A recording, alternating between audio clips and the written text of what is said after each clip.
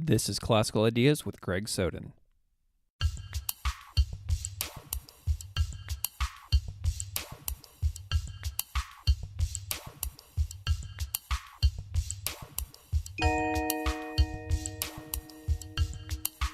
On the weekend leading up to Halloween, I was leafing through the New York Times and found an article called "The Return of the Vampire King of New York." Something about the article drew me in: the club nightlife, the lifestyle, the occult references, Anne Rice, and Interview with the Vampire. But the profile of the Vampire King, Father Sebastian, and his efforts at cultivating a spiritual vampire aura fascinated me. I found the author, Sam Kestenbaum, and began writing to him. Sam has lived an interesting life so far, and his wide range of interests in religion are reflected in his work as a religion reporter. He has lived in Yemen, the Palestinian territories, and China. Sam finds, researches, and writes about neat topics in religion and spirituality that are often pretty new or brand new to me, such as the Waspy Bible, the Cosmon Temple, and the 90s vampire subculture of New York, which we speak about in depth in this episode. Sam is also particularly well known for his work on the Black Israelite or Hebrew Israelites, which he's written about in The Atlantic, the New York Times, the Washington Post, and the music site Genius, and also an upcoming collection from Routledge. To highlight a few more of his interesting topics, he's written about the Igbo of Nigeria and their interest in Judaism, a Sri Lankan guru, a Jewish militia leader, and the basketball star Amari Stoudemire's interest in Judaism. He finds groups who sort of defy easy categorization and tells their stories, which is quite beautiful. I'm a new fan of Sam's work, but I'm going to read pretty much anything he writes from here on out. Do yourself a favor and go to the New York Times website and search for his name and read a few of his pieces. I'm really excited to have him on the show today to talk about his background, the research for a few of his stories, and his main motivators for writing about religion. Sam Kestenbaum is an independent religion journalist. He writes for the New York Times and is a contributing editor and former staff writer for The Forward, where his work won the first place Rockower Award for Excellence in Feature Writing.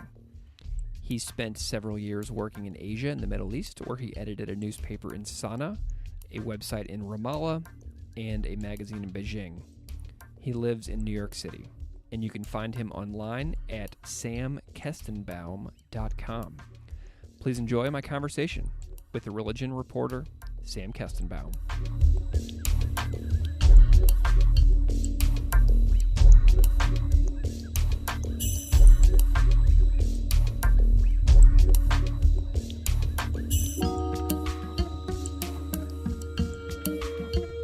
Welcome to Classical Ideas. I am here today with my guest, Sam Kestenbaum. Sam, thank you so much for coming on the show. Thank you. Happy to be here. Can you briefly just sort of give a potted bio of yourself and introduce yourself to the audience a little bit? Sure. I'm Sam Kestenbaum. I'm an independent religion journalist here in New York City. I write often about religion for the New York Times these days. I'm a former staff writer and contributing editor at the Jewish Daily Forward. I'm also currently a Wertheim writer in residence at the New York Public Library. Excellent. So you have such a fascinating job, and I found you recently because of a piece that you wrote called "The Return of the Vampire King of New York," which I found to be so interesting. But before we dive into all of the fascinating niches and worlds of religion that you write about for a mass audience, I'm curious if we can talk a little bit about your background. Can you just kind of briefly talk about what your spiritual background is like in your own life? Sure. Yeah. This is a question that I'm often asked more by subjects than by colleagues. Often because what I'm asking people to do is to open up to me about their lives, and often what happens is they want to know something about mine, and I'm happy to share that. I think like many of us, I'm a sort of kind of religious blend or kind of a spiritual polyglot of sorts. I was raised on a small lobstering island in rural Maine. My father is from a family of New Jersey Jews who moved to Maine, and he would go out of his way to trek me as a teenager to an hour and a half away to the closest synagogue. My mother, on the other hand, is a Mainer from a long line of Congregationalists and Methodists who also kind of dabbled in what I would call a particular type of kind of New England supernaturalism, the belief in spirits, or at least a kind of curiosity about the supernatural. And, this corner of Maine where I grew up was also really impacted by kind of like hippie homesteading and back to the land movements like a lot of the kind of Northeast was, or other parts of the country. So I had a whole range of kind of New Age type of traditions around me growing up. For example, I attended like really experimental schools, one of which was inspired by the teachings of Rudolf Steiner, where I had learned about things like energy healing or dance around the maypole.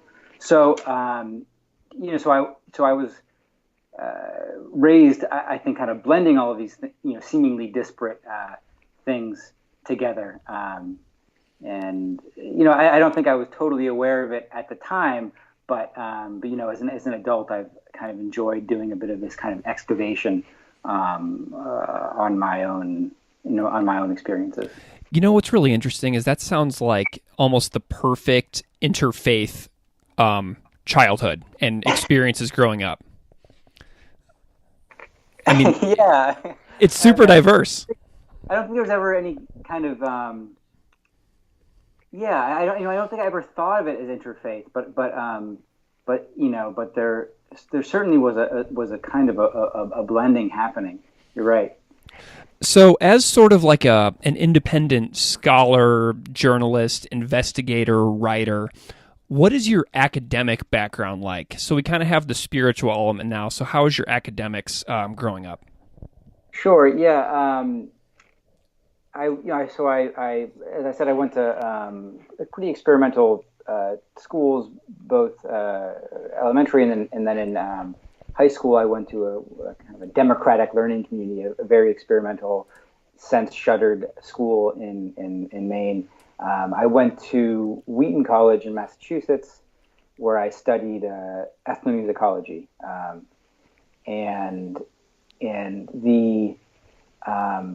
I studied neither religion or journalism in school, but kind of came to writing both through summer work at a newspaper in Brooklyn and through English courses at school.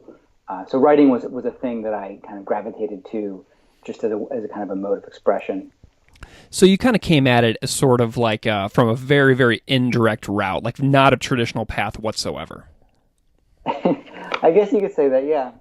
Many of the kind of colleagues that I've come across, in journalism, there are a lot of ways into this industry.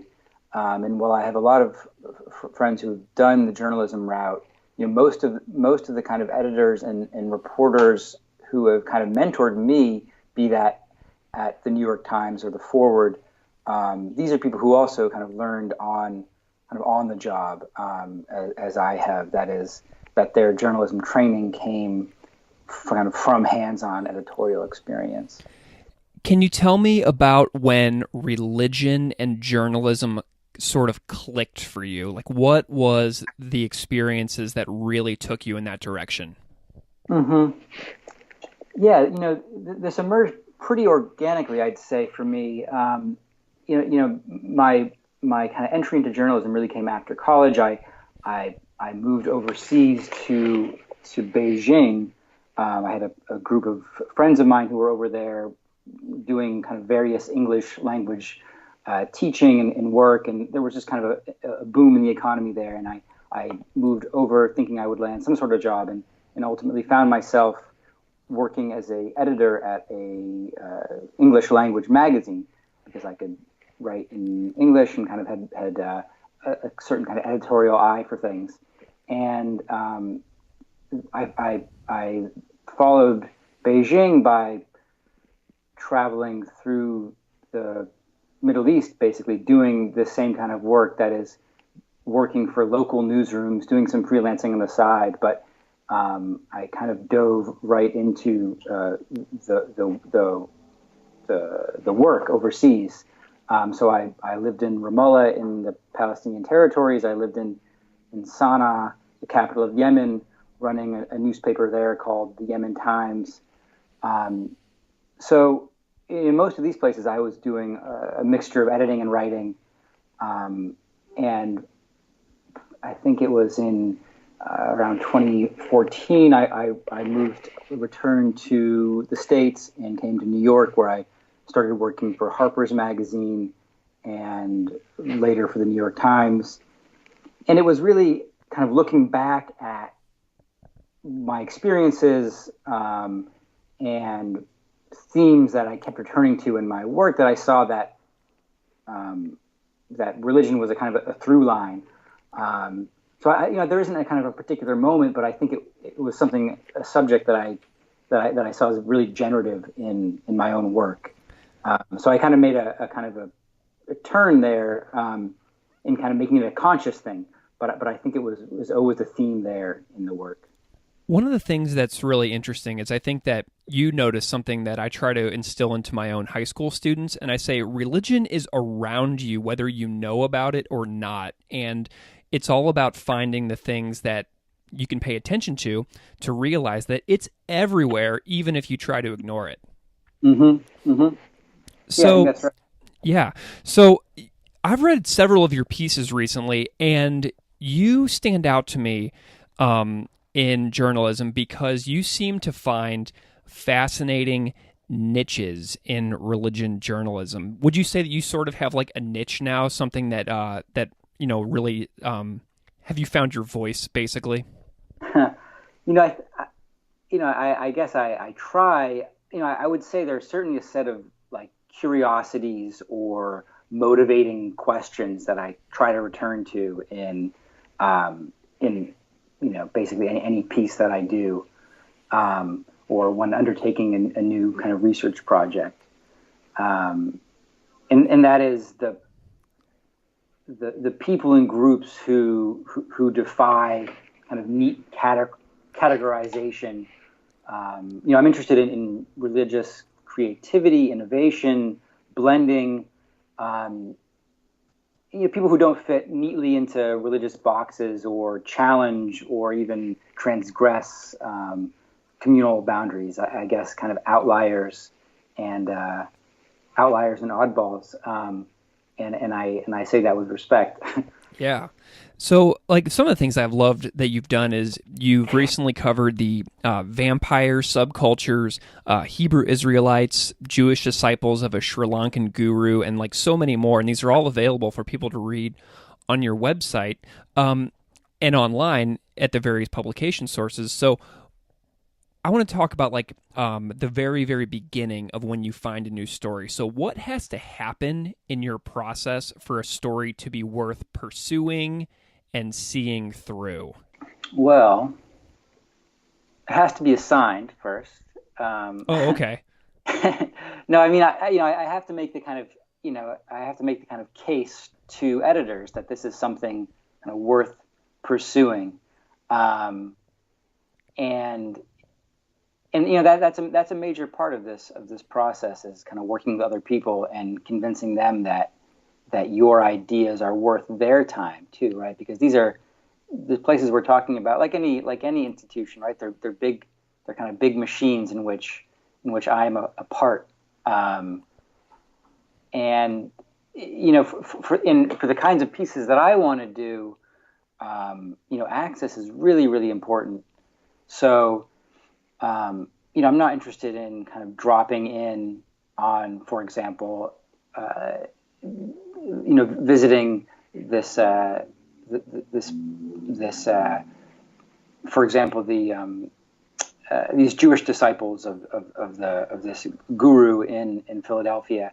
I'm not interested in kind of dropping by one day, getting 4 or 5 quotes, going back and writing the piece up in an afternoon, and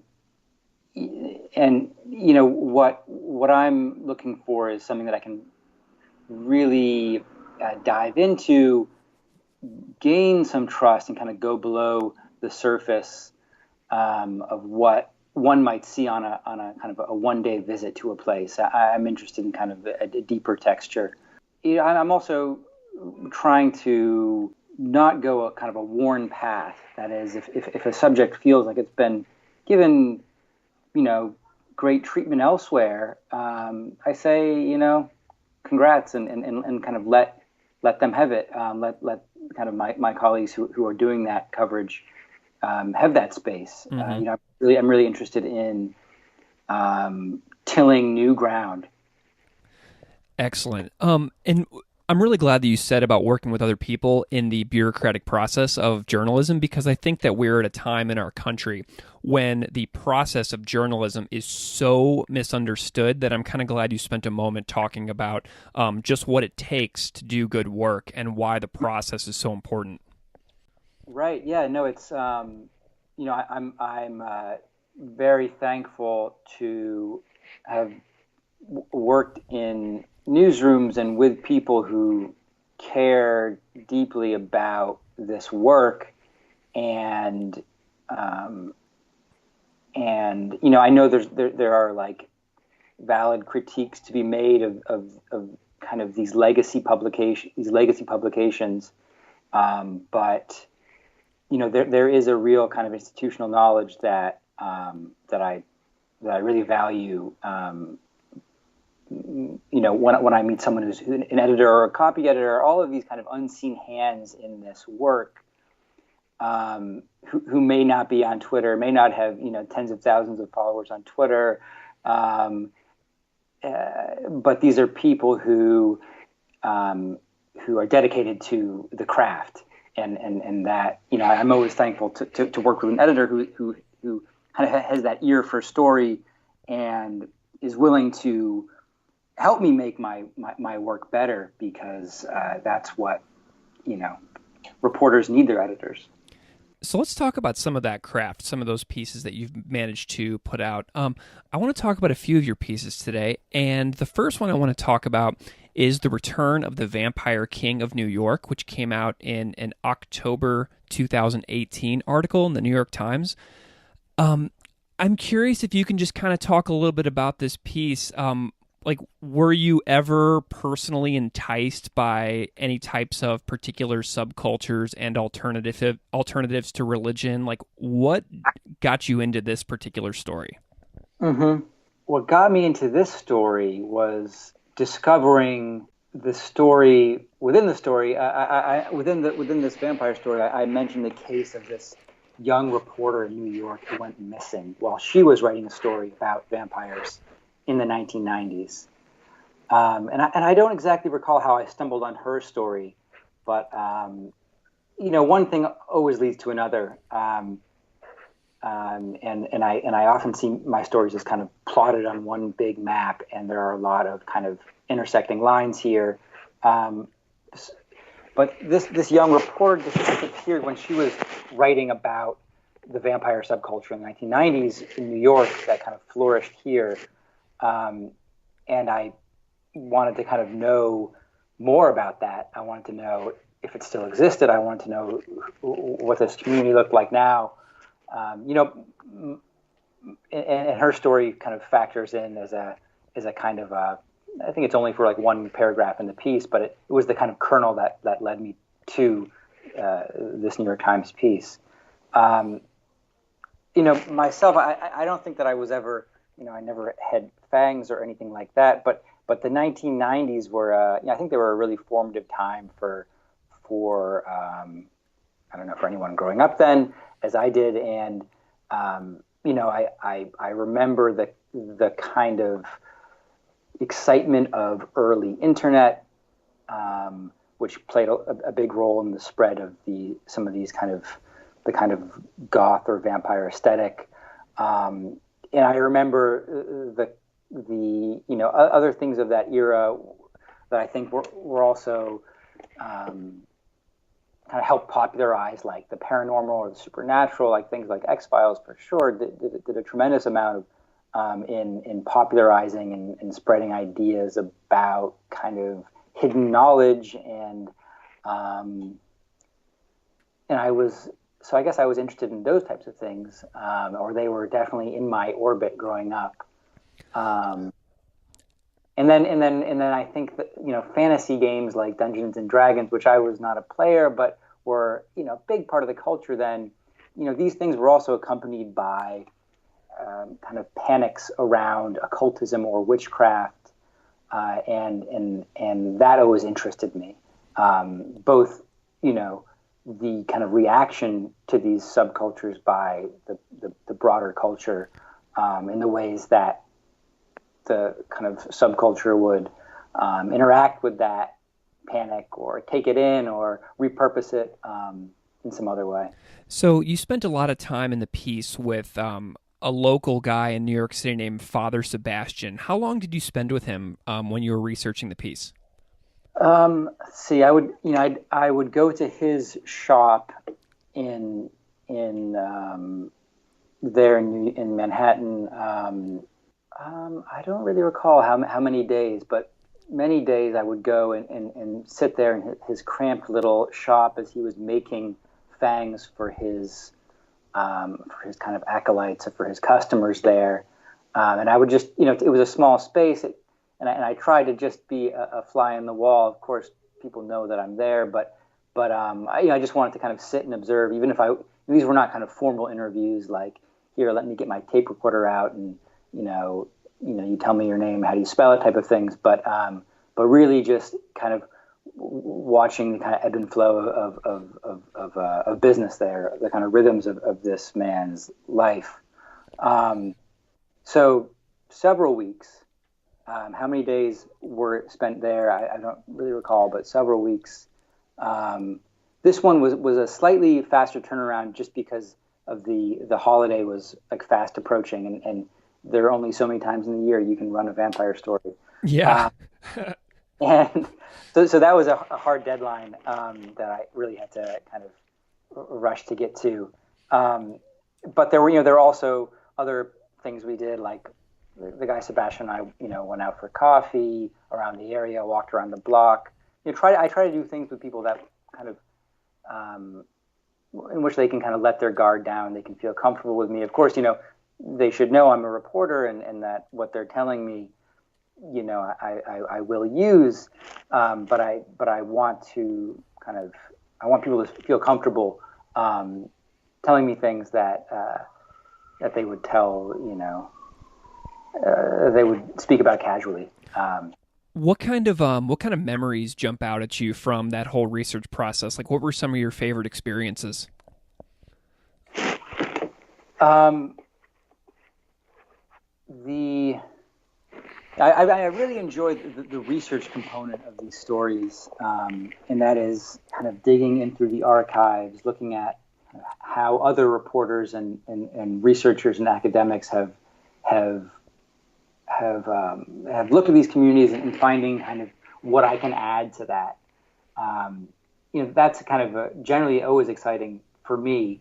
And if I feel like I'm kind of adding value or adding knowledge to what is out there, that's always really thrilling. A frustration with the vampire piece and with some other pieces I've done is that, I'm dealing with people who have kind of had a type of a kind of a conversion experience in their life, right? They were one thing, now they're something else. They've had this kind of awakening to their true identity as they might see it. And so they're kind of a little frustrated when I want to know mundane things. Like, well, where did you grow up, and what was your first job, or things that happened before their kind of great awakening to this higher truth. And it's just a kind of a curious thing to have to navigate, to say, like, listen, I respect that you have had this awakening, but I still need to know, like, how to spell your name and where you were born, and the things that kind of bring us down to earth, and doing that in a way that people don't feel kind of robbed of their right, of this kind of transcendent or like new, this new spirituality they've discovered. That's always a kind of a delicate thing to do. And birth names, which is a thing that that in this story and in others, people feel like they've kind of left behind. Kind of getting those and insisting on them, especially because that's a real times convention. There's not much flexibility on that, and the bar is really high for people for whom we would kind of allow them to go by a pseudonym in the piece. Is like we wouldn't really allow that. Are there any? So you mentioned sort of like beliefs and transcendence and spirituality and awakening. Are there any kind of beliefs that tie specifically the vampire subculture together? Like, what is the ideas that hold them together as a group? There are. It's a pretty diverse group of people. I guess the real unifying thing is more like aesthetics and is more aesthetics than belief, I would say, kind of broadly. That is like aesthetics and culture.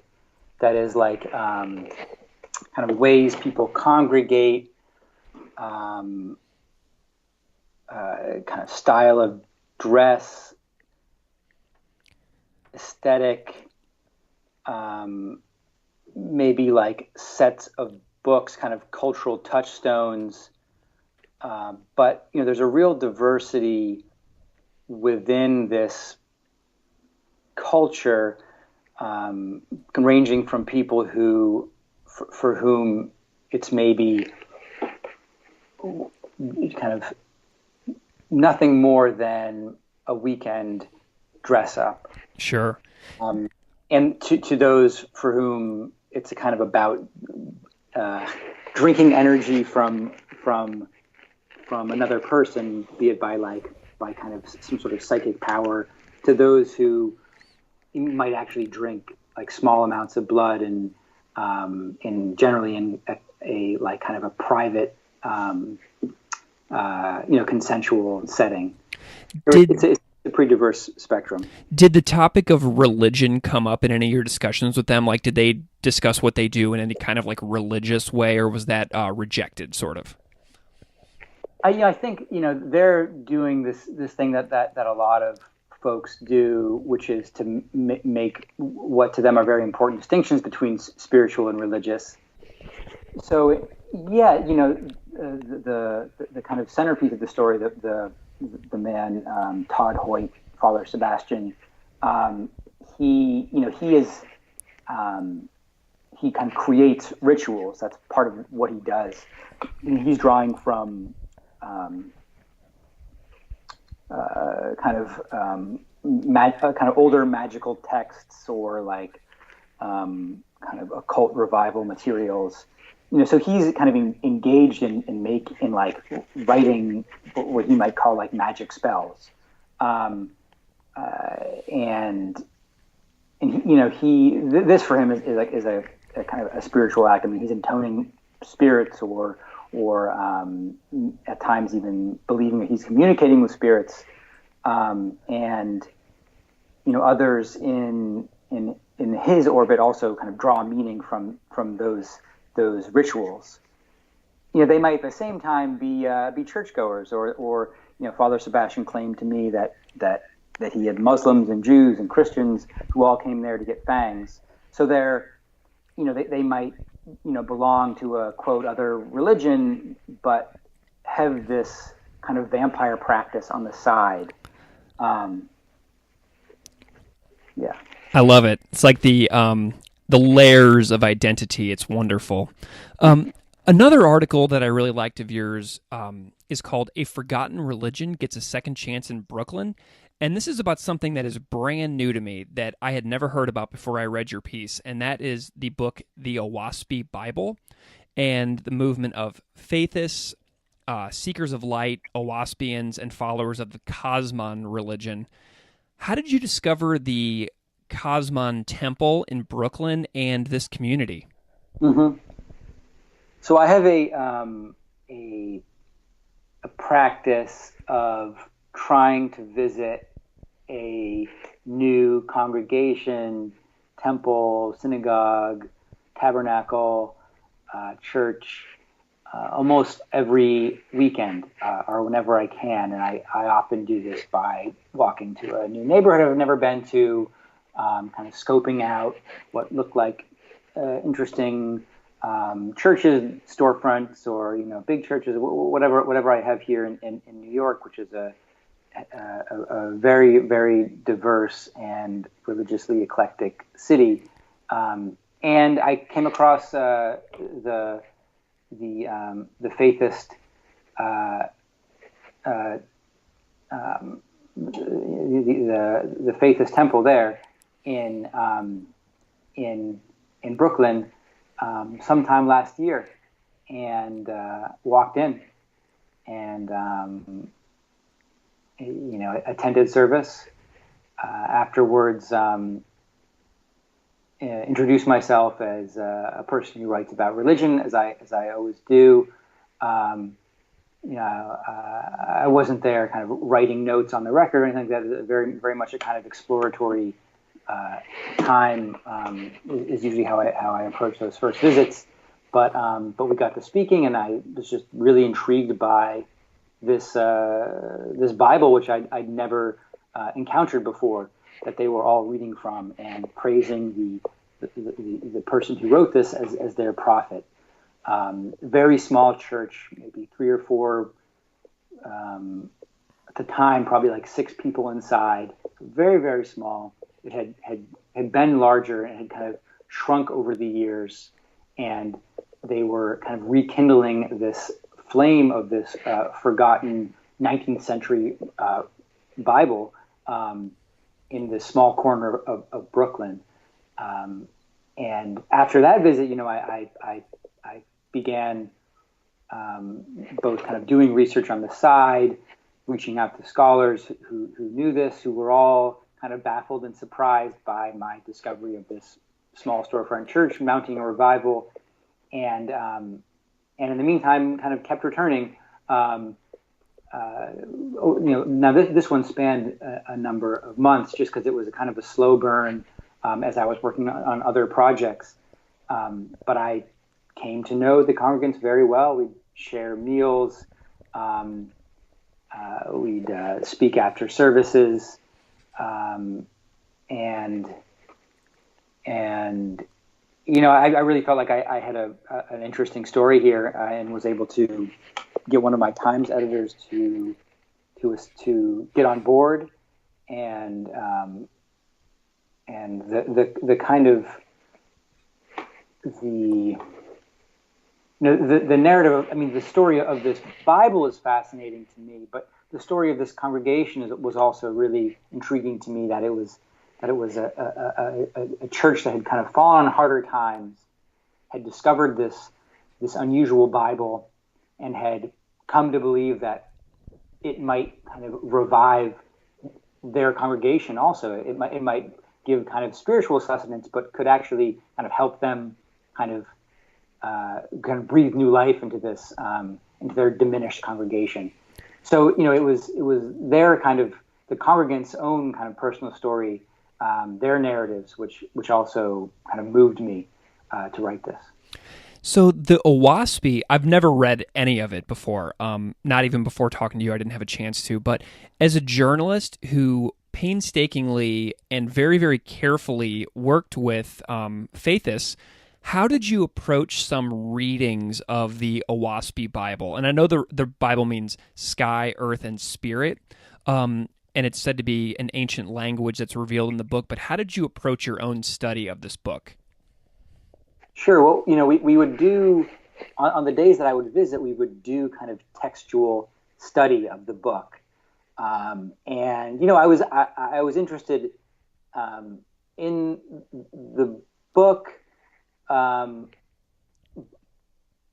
those study sessions also were, it was they function on a couple levels. It was I was able to familiarize myself with the passages of the book, but also, maybe more interestingly, to see how these people interact with this text, right? Because the book in isolation is a really interesting document, and it has these otherworldly illustrations, a real kind of beautiful and uncommon document.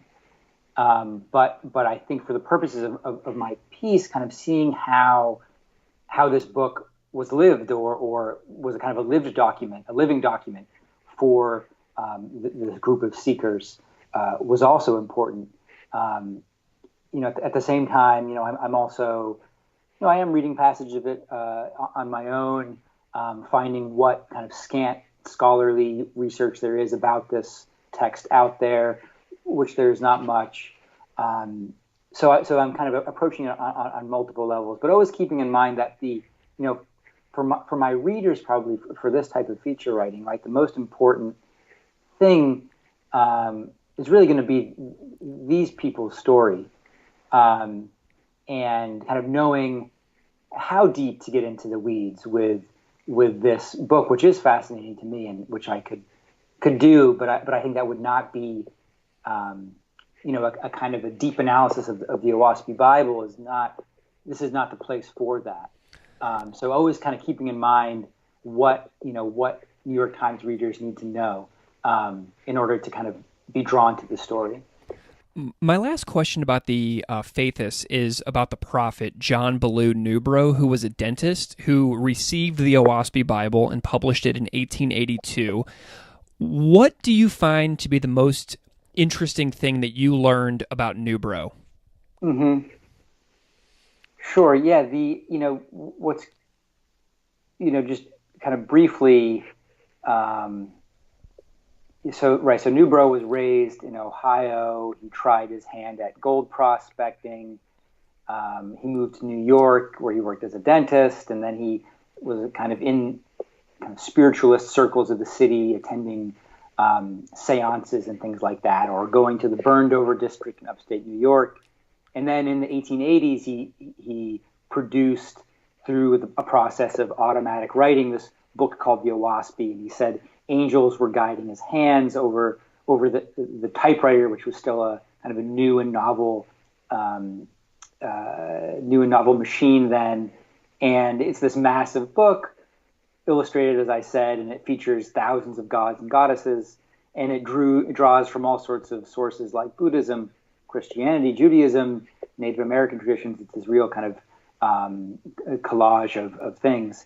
And he gained some followers. He preached vegetarianism and a kind of a communal living, and he left the city for New Mexico to form a commune, which ultimately failed as the kind of mostly city dwellers kind of failed to anticipate the harshness of life in that setting, and sickness also ravaged the place. They also had orphans there, and that caused some controversy as some of the orphans also fell sick. So, but he died and kind of fell into he fell into obscurity.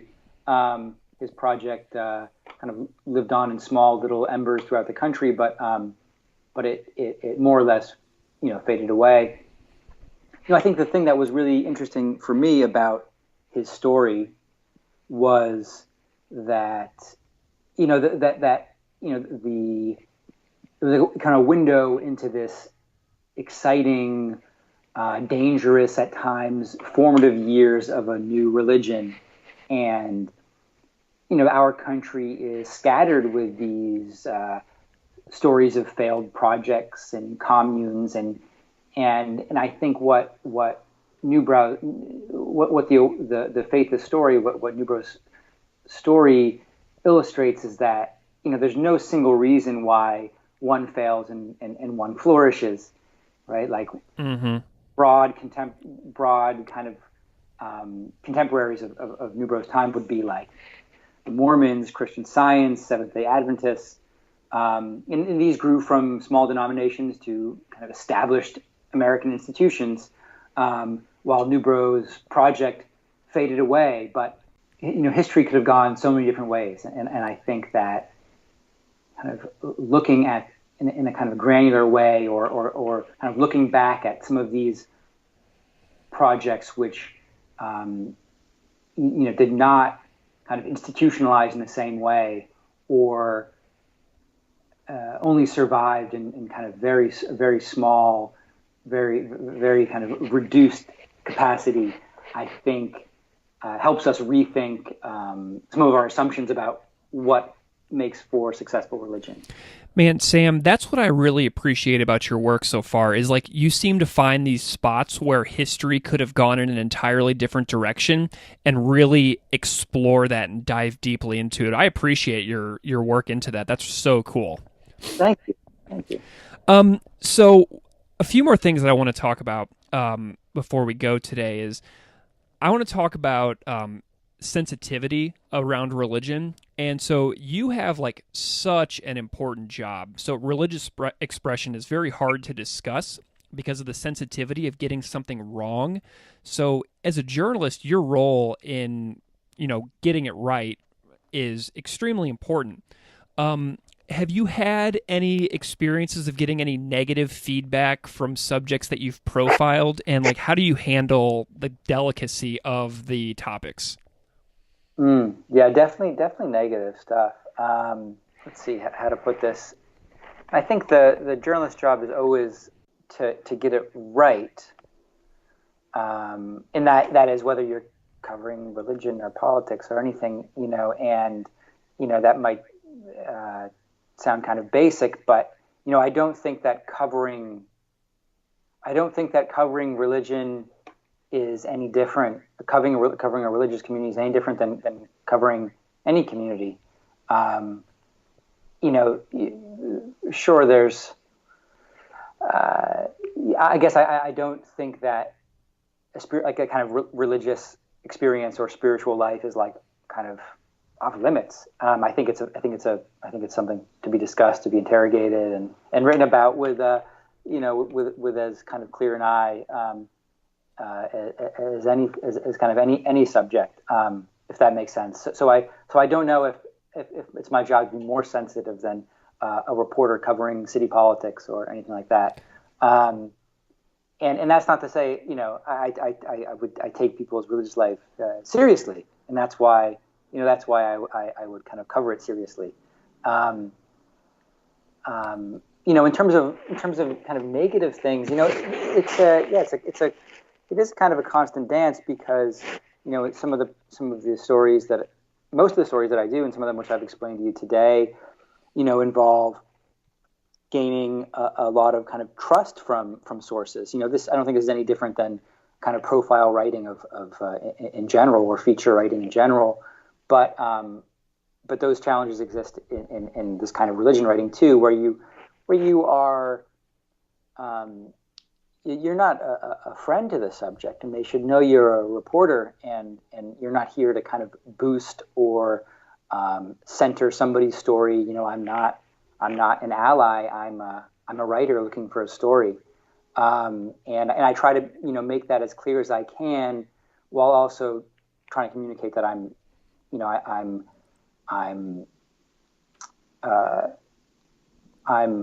sympathetic, but I'm not. I'm here to kind of find the story that is to kind of make the story my own, and not to kind of tell anybody else's story. So you don't have to go into any like specifics on this, but I'm curious if you've ever walked away from a story because you felt nervous for yourself if you moved forward with it. Nervous for myself. Yeah. Like, were you ever like scared or like very apprehensive? Like, did you ever walk away from a story because you were just like kind of nervous how it would all shake out in the end?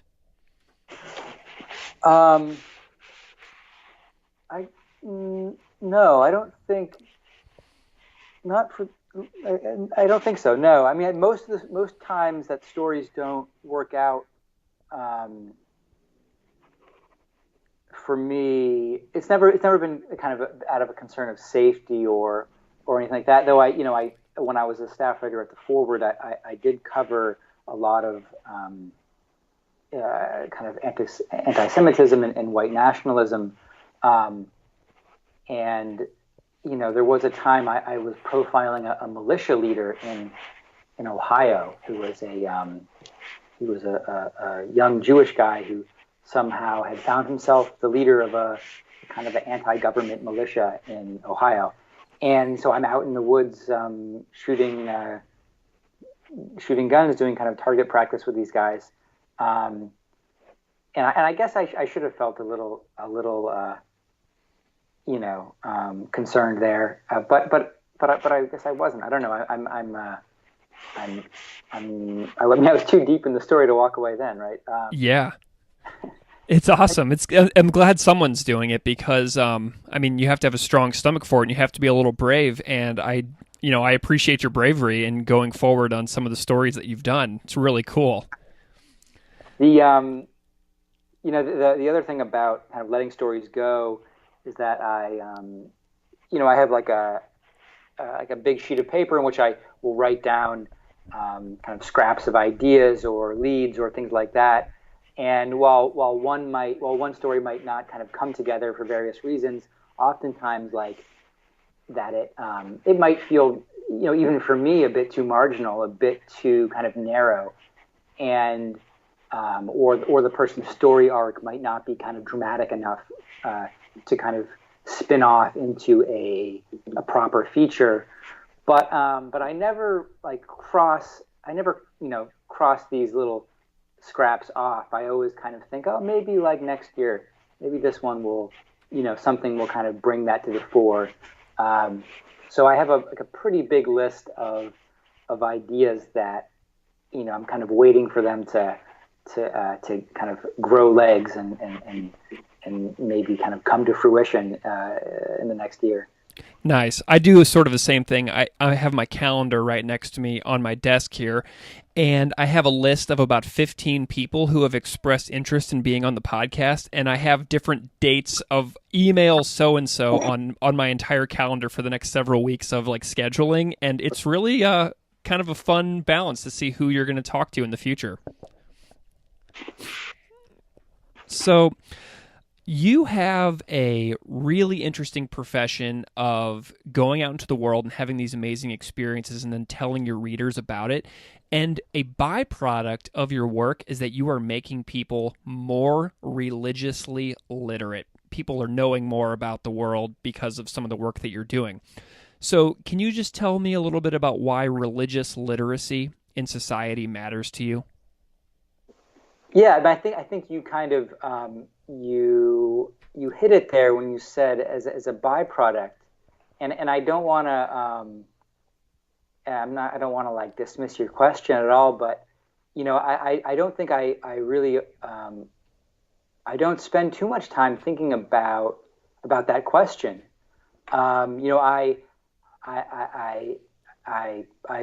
It may be an impact or an effect of my work is that people learn more about the kind of religious diversity or kind of the religious diversity of the country. But I'm my project is a bit more narrow in that I'm really interested in stories, and that is kind of both personal stories, but also the kind of broader American story. And if what I need to do is kind of catch my reader up to speed in order to tell that story, then I will. But I don't. I think the work might be. I don't kind of set out to kind of educate readers in exactly that way. If I can kind of give my readers a character or a conflict or a tension or a community that they didn't know about before, and that they kind of carry that with them and it makes them curious, then then that's great to me. But I don't see my project as expressly kind of educational. Well, Sam, you are making my life better because I am reading all of your stuff now, and I think that everybody else should too. So in that spirit, where can people find you, find more of your work if they want to know more about what you're doing? Sure. Yeah, I'm on all of the social media platforms, on Twitter, on Instagram, at S Kestenbaum. And my website is simply samkestenbaum.com, and that'll link to my all sorts of clips and my general body of work you can find there. Sam, that's our hour, and I just want to tell you how much I appreciate you being on the show today. Thank you so much for being here. Happy to be here. Thank you.